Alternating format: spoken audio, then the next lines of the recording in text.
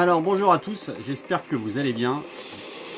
Aujourd'hui dans cet épisode on va aborder donc le choix des différents microprocesseurs qu'on peut utiliser notamment pour pouvoir miner de la crypto-monnaie par CPU.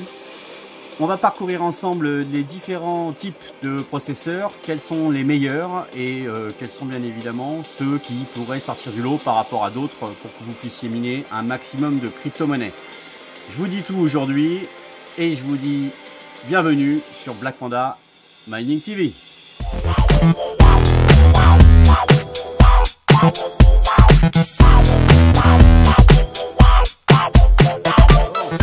Écoutez, hein, c'est pas évident, décidément. Bon, bah pour ceux qui connaissent pas la chaîne, bienvenue sur Black Panda Mining TV. Ici, on parle de crypto-monnaie et on parle de minage par microprocesseur exclusivement. Et j'essaie de vous trouver bien souvent des petits coins et des petites pépites qui se minent et qui peuvent rapporter gros. Voilà. Alors je refais cet épisode parce que pour ceux qui ne le savent pas, en fait, j'avais déjà abordé ce sujet-là. Mais ma foi, le contexte a fait que je suis obligé donc de pouvoir éditer cet épisode-là, et notamment pour tous ceux qui après derrière souhaiteront reconsulter ce chapitre-là, notamment pour pouvoir faire leur choix d'acquisition, pour pouvoir miner et se mettre au minage de crypto-monnaie. Alors, je réexplique le contexte. Il se trouve qu'aujourd'hui, pour ceux qui minent, et vous n'êtes pas ici par hasard, en GPU, c'est la croix à la bannière. Tout le monde est en spec mining sur la partie GPU, donc forcément il n'y a plus de rentabilité et ça ne rapporte plus rien. Et le seul minage aujourd'hui qui paye, c'est le minage par microprocesseur. Voilà. Donc forcément, comme il y a une belle rentabilité, comme on est un peu plus en mode ninja que sur d'autres types de minage, parce que ça rapporte, eh bien forcément il y a un engouement.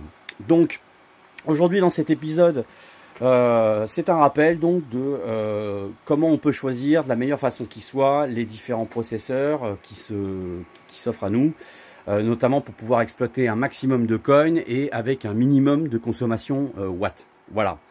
Alors pour ce chapitre-là, on va s'aider d'un petit lien que je vous mettrai dans la description. Et qui est ni plus ni moins qu'un lien qui concerne Ghost Rider, donc pour le Raptoreum. Parce que pour vous expliquer le contexte, en fait, ce qui s'est passé, c'est qu'à une certaine époque, le minage par microprocesseur, il y a à peu près 2 ans, cartonnait et pouvait permettre de sortir des rentabilités à 2 chiffres par jour, grâce à un coin qui est sorti qui s'appelle le Raptoreum. Voilà. Donc le Raptoreum, à cette époque, il y a 2 ans, quand il est sorti, permettait sur un microprocesseur de taille correcte, et on va en parler tout à l'heure, de sortir à peu près entre 5, 10, 15 USDT par jour. Donc quand vous en avez une bonne dizaine, je vous laisse faire le calcul, ça peut rapidement chiffrer et être carrément intéressant. Alors, on n'a pas encore ce niveau-là, surtout en période de bear market aujourd'hui, pour pouvoir retrouver ce niveau de rentabilité. Néanmoins, il y a des coins qui aujourd'hui sortent du lot, et notamment sous l'algo Ghost Rider, et qui permettent forcément de pouvoir capter un bon bag, j'ai envie de dire, une belle rentabilité et puis des sous. C'est ça qu'on cherche. Voilà. Donc ce programme en fait, qui est ni plus ni moins qu'un calculateur de mining, a été fait donc sous l'algo Ghost Rider. Alors il y a bien évidemment beaucoup d'autres algorithmes qui se minent.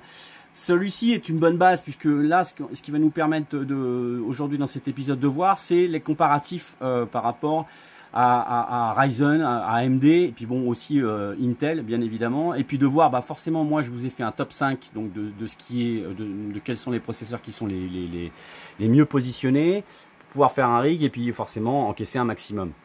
Donc grâce en fait à ce calculateur, ça va vous permettre de voir un peu quel est le meilleur processeur à choisir. Bon, Je peux vous le dire d'entrée de jeu ici, mais parce que c'est quand même bien éprouvé maintenant depuis. Ça fait à peu près 3 ans hein, que je suis dans le minage par CPU et que forcément, je vais dire, bon, on en apprend toujours. Hein, moi, j'ai démarré from scratch, hein, un peu comme tout le monde, hein, et puis j'ai appris sur le tard. Mais ça m'a permis surtout de voir que AMD, les Ryzen sont principalement les processeurs qui sont efficaces dans le domaine du minage par CPU. Par microprocesseur. Alors, AMD, aujourd'hui, il y a à peu près 3 processeurs qui sortent du lot pour pouvoir miner dans de bonnes conditions. On a le 3900X, qui est un processeur de la série des 3000, qui est déjà un vieux processeur, hein, puisque maintenant, il y a eu la série des 5000 avec les 5900X, et puis dernièrement, il y a eu le 7950X, les 7900X qui sont sortis. Mais qui, selon moi, à partir de la série 5000, sont des processeurs qui chauffent beaucoup. Et qui dit chauffe beaucoup, dit donc des gros ayos, des gros ventirades à mettre pour les réchauffer. Et forcément, bah, plus on a des ventirades ou des ayos puissants pour pouvoir les refroidir, hein, parce qu'ils chauffent beaucoup, plus ça va consommer de watts. Donc forcément, le ratio consommation watts et hash-rate obtenu grâce au processeur fait que derrière, eh ben, les séries 5900, 5950X sont de superbes séries, mais hélas chauffent beaucoup. Alors, je ne saurais que conseiller principalement les séries 3000, donc les 3900X, à commencer par les séries 3900X, et puis de pouvoir éventuellement monter après sur des 3950X, et après derrière, en deuxième choix, les séries 5000, donc les 5950X et 5900X. Alors ce qu'on va faire, c'est que tout simplement, je vais vous montrer en prenant ici l'exemple d'un 5950X. On va prendre aussi l'exemple d'un 5900X. Et puis, on va prendre un 3900X, la série des 3000. Et puis, on va aussi choisir un 3800X. Voilà. Alors, les 3800X, hein, c'est des petits processeurs qui sont pas mal du tout, pour commencer, j'ai envie de dire, et qui permettent d'avoir finalement un bon ratio hash-rate puissance. Et donc là, vous voyez, quand je sélectionne sur le lien de ce comparatif, ça va nous sortir sous Ghost Rider la vitesse pour chaque processeur. Donc là, ça vous permet de voir que globalement, sur un 5950X aujourd'hui, on a une moyenne qui est de 4200K, enfin 4,2K, pardon, comparé à un 3800X qui lui tourne plutôt à la moitié, à 2000. Ouais. Et on voit que en revanche, donc sur la partie des 3900X, on est à une moyenne qui est de 3555H, donc 3,5K. Donc vous voyez que entre un 5900X et un 3900X, c'est la même chose. Sauf que, bien évidemment, le 5900X va beaucoup plus chauffer que le 3900X, donc vous allez avoir une consommation watt qui est plus importante. Donc je ne saurais que vous conseiller aujourd'hui de pouvoir vous orienter sur un 3900X. Maintenant, forcément, ce sont des processeurs qui sont pas forcément trouvables partout. Bon, sur Amazon, je vous mettrai un lien, on en trouve encore, sur des prix qui sont assez corrects, hein, puisque maintenant avec la sortie des 7950X ou des 7900X, ce sont des processeurs qui deviennent maintenant un bon marché. J'ai pas de débat moi pour vous inviter à les trouver aussi d'occasion, qui sont très bons. Pour ce qui est des cartes mères, bon bah forcément ça c'est au choix de chacun. Il y en a qui aiment bien du neuf, puis il y en a qui aiment bien prendre de l'occasion. Moi j'ai pas de débat sur l'occasion. Sur le bon coin on en trouve de très bonnes, des cartes mères. Et puis pour ce qui est des processeurs, ma foi ce sont des processeurs qui aujourd'hui je vais pas dire qu'ils sont presque à vie, hein, mais c'est quelque chose qui s'use pas forcément dans le temps, si ce n'est qui chauffe un peu. Mais enfin, ma foi, bon, moi j'ai pu trouver sur le 3990X aujourd'hui, qui est une de mes plus belles acquisitions, hein, qui est juste un monstre de puissance en hash-rate aujourd'hui.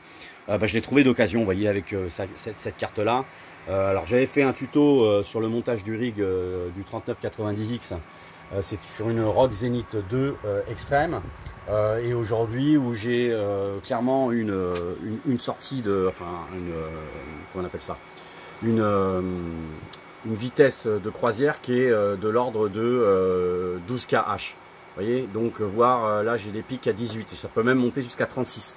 Donc à 3990X, globalement, par rapport à un 5950X ou un 3950X, c'est 3 fois plus puissant et c'est 4 fois plus puissant qu'un 3900X.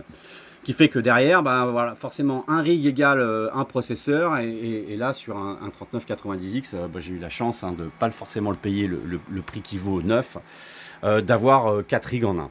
Donc voilà pour ces premiers indicateurs. Alors bien évidemment pour la plupart des gamers, je dis les gamers parce que souvent Intel revient assez régulièrement, et puis je pense ont à peu près certainement ouais, au moins 50% du marché des microprocesseurs aujourd'hui. Il y a bien évidemment les super processeurs qu'on connaît, et notamment le i9, le 12900K, bien que eux aussi aient sorti une nouvelle gamme, et je vais vous le sélectionner pour que vous puissiez voir que même le plus gros des Intel aujourd'hui en 12900K, eh bien par rapport à un petit 3900X, ben finalement va pas si être efficace que ça, puisqu'on a une moyenne qui est de 3000H. Donc vous voyez, et en plus c'est un processeur qui coûte, je crois, pas loin des 500, 600 ou 700 euros, hein, le Intel i9. Donc quand on le compare à un 3900X aujourd'hui qui tournerait plutôt autour d'un 300 euros, vous voyez qu'on a une puissance qui est même supérieure à Intel. Donc autant vous dire clairement que Intel ne sont pas les maîtres du game dans le domaine du minage par microprocesseur. Alors, prochainement, et j'en parle assez souvent ces derniers temps, puisque c'est le prochain épisode qui viendra, et notamment sur le montage d'un rig en dual processeur, donc en double processeur sur une X99, je vais proposer un montage de rig pas cher, 100% AliExpress, qui sera sur des 2688, des Xeon, qui seront certainement, alors là je vais encore voir hein, si c'est pas du 2698 version 3 ou carrément un 2699 version 4. Mais là je vous montre juste pour information, les Xeon sont très bien positionnés, hein, surtout en dual, hein, bien évidemment en double processeur. Et on voit qu'on a une moyenne qui est vous voyez, autour d'un 2864H pour un double processeur en 2698 V3. Voilà. Donc le 2699 V3 lui x2 donnerait à peu près 3200H. Donc globalement on est pas mal hein, sur ce type de processeurs, qui sont en plus des processeurs plutôt dédiés pour les serveurs, et qui ont fait que les prix sont plutôt attractifs maintenant. Bon, forcément en occasion, qui sont des processeurs qui étaient dédiés aux serveurs, mais qui peuvent avoir du sens hein, sur des cartes, sur des X99 en mode dual. Donc voilà les amis, je crois que c'était important de pouvoir aborder ce sujet-là, notamment sur les différents processeurs qui se présentent à vous. Moi, j'espère que, bien évidemment, l'idée, c'est que vous puissiez trouver le meilleur compromis entre un coût d'achat et un hash rate maximum. Hein. Mais globalement, n'essayez pas non plus de vous acheter les derniers processeurs, les 7950X pour miner, ou des 5950X, quand globalement le prix en neuf est juste insane. À ce niveau-là pour la partie minage. Surtout en ce moment où on est plutôt en période de bear market. Hein. Bon, FTX, Luna qui s'est planté, le BTC qui est au plus bas.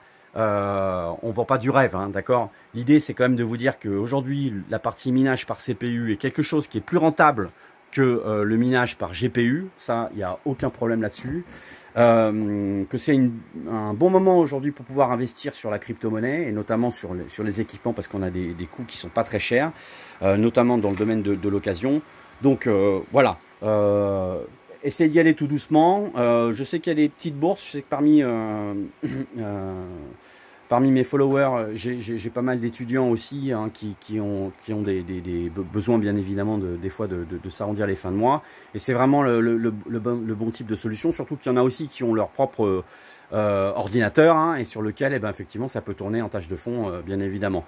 Bon, l'idéal c'est quand même d'avoir ce type d'équipement qui à un moment donné commence vraiment à rapporter. Donc on abordera sur le futur des épisodes, bien évidemment ce que je vous dis, donc les montages de rig, hein, puisque là sur mon ancienne chaîne il a fallu il faut que je refasse tous les épisodes. pour que ça puisse vous servir. Mais bon, n'hésitez pas, bien évidemment, à me laisser un commentaire, à vous abonner, hein, si la crypto-monnaie et le minage par CPU vous intéressent. Et puis, bien évidemment, je reste là en suspens. Voilà, je vous souhaite un bon mining à tous. Et puis, je vous souhaite bon courage et à très bientôt. Allez, ciao, ciao!